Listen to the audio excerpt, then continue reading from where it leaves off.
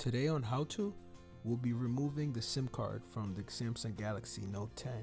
The reason it's only the SIM card because it doesn't seem like there's a slot for the SD, and I'll show you guys. So the first thing you'll need is this SIM tool here that I'm having a little trouble with.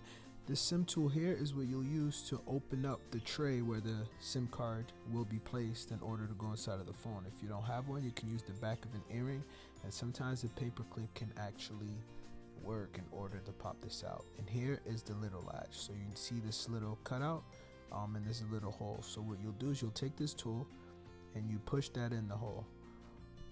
Once you feel the click, you'll notice how the tray pops up. You're able to take the tray out, and so showing you guys this, it looks like there's only a slot for a SIM card. There's no cutout there in order to put an SD card.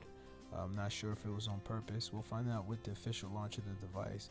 But once the SIM card is in there, you can go ahead and pop it back in. So thank you guys for watching.